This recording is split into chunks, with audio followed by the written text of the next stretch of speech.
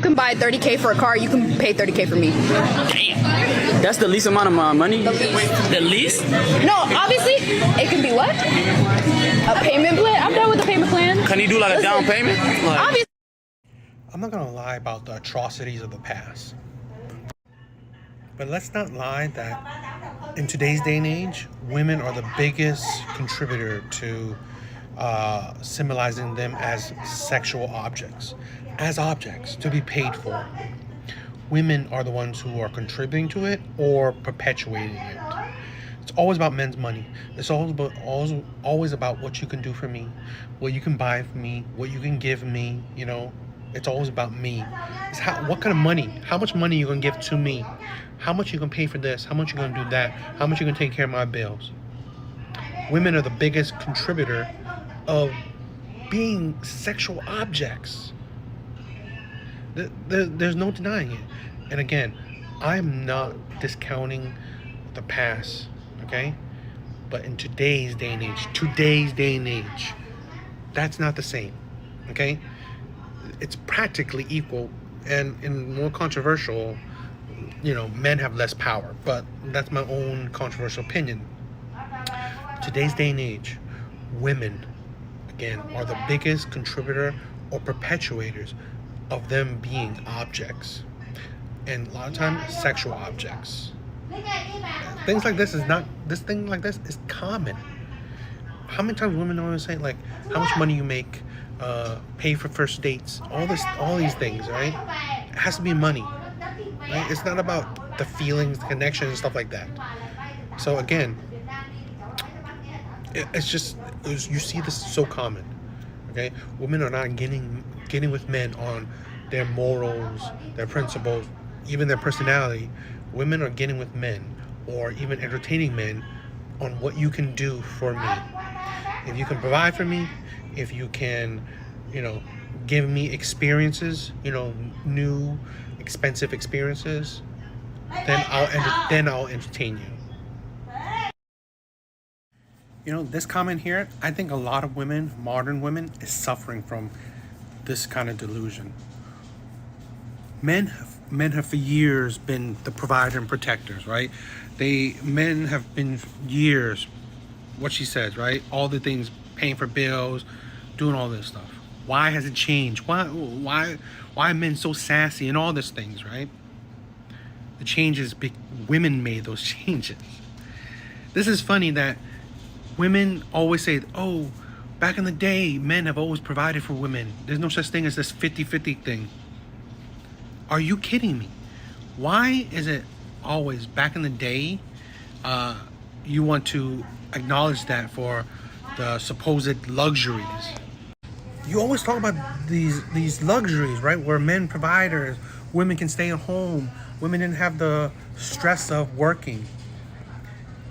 And then you also seem to neglect the so-called complaints about it. Oh, women had no rights, women are abused, women so on. So what do you want, right? Like, there are consequences, there are kind of results to whatever happened.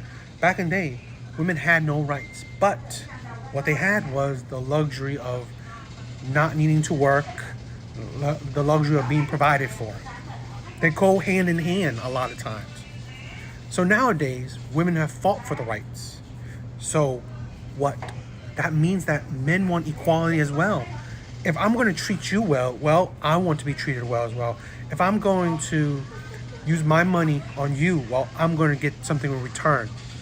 It's called equality. But it's just weird that women seem to forget that they are the ones who made the changes in society.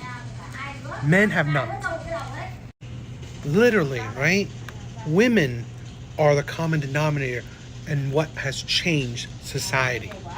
Women are the ones who push for change, and yet they're the ones that complain about the changes. How men act, how men ask for what do you bring to the table, how men ask for 50-50, how men this, that. You, as women, have created this how men are now, how the dating market is now. That is the result of the action of women, 100%.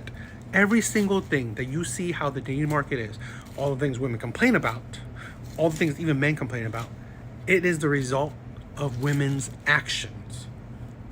That's what. Don't tell the feminists, but I would rather stay home and cook and clean. One of my former coworkers is a woman who came back to work 3 months after she gave birth to her daughter. She said she felt like feminism had ruined that for her because she wanted nothing more than to stay home alongside her daughter and watch her grow. And I said, does your husband make enough for you to afford to stay home and raise your daughter? She said, of course not. We barely make enough money to afford our daughter even with both of us working. And I said, so it sounds like your problem isn't actually with feminism. Your problem is the destruction of the middle class.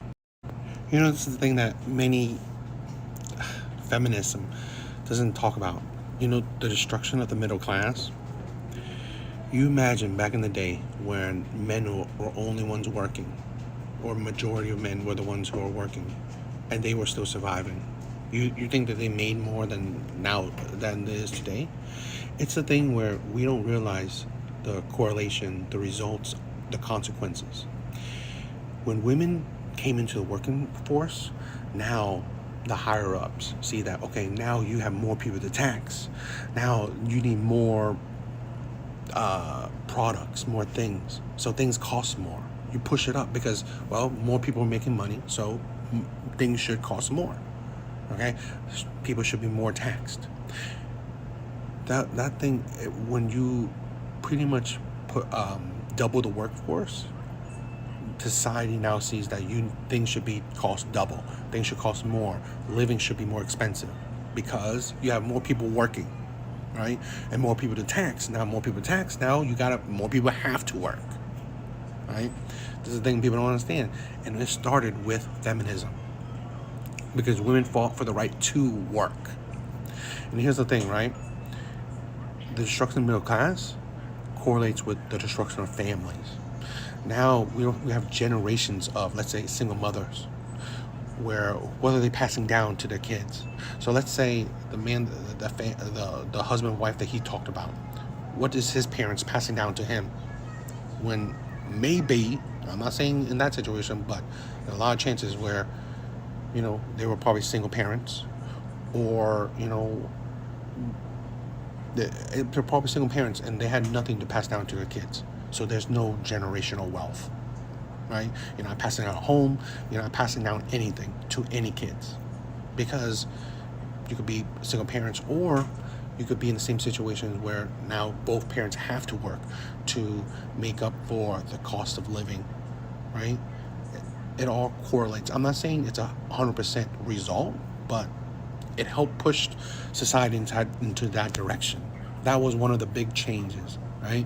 Because now you have the increase of the workforce and the higher likelihood of, you know, broken families that people don't really talk about. Why would we seek to, you know, be one with the black man? We even think that being... Thank you.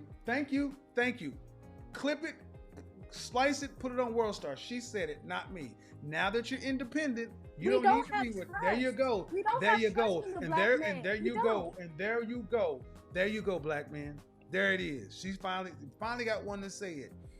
Build businesses with us. Your grandmothers and your great grandmothers had more trauma and more stress and did it better. They have exponentially less and they're handling it worse.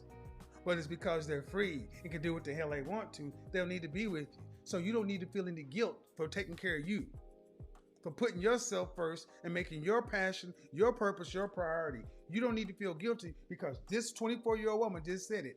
They don't feel any guilt about it. Thank you. So don't ask black men to care about your traumas when you can't even smile at But them. nigga, if you know I get my nails done every 2 weeks and I'm down this week and I'm like, damn, I really wish I had my nails done. That means you don't have your priorities in check. That means you don't need your nails done this week. That's that means true. You can't handle it. That's true, but that's the thing. I always get my nails done. I don't need you to. It's just that now it is what it is. without. And that's true. There's needs But and that there's also wants. means you're just not someone I can look towards and be like, okay. Over nails? Y'all can't even wipe your asses with these nails. I This can't, shit ain't though. that important. What the fuck? This is the thing that women don't really call out the bad apples, right? When it comes to men, women always call out men.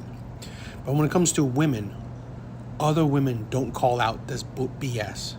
Because now women like this, right, only shows men that men are only good for what they can provide.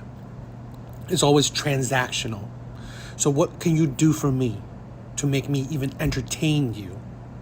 That's the issue, right? And then you put this into men's brains that now, okay, fine. If you want my money, what am I going to get from you?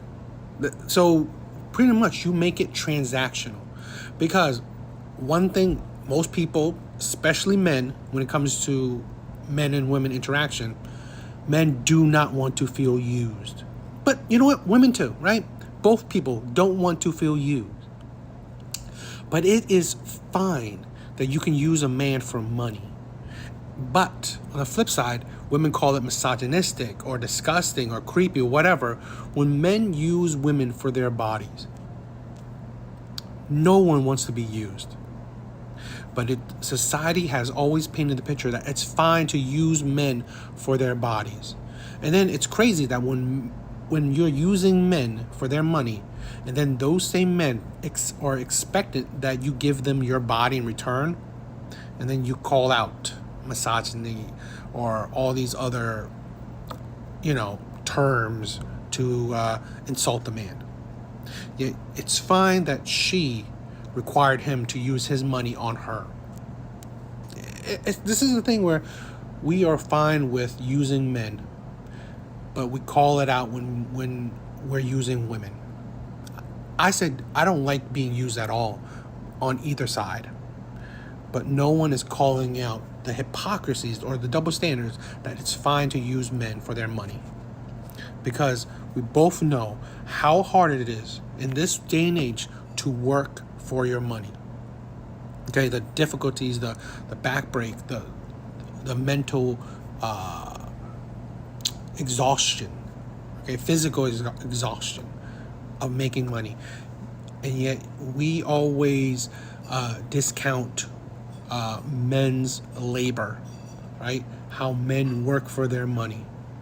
We always discount that because we feel like it's natural, right? It's not that important. Men work, they make money.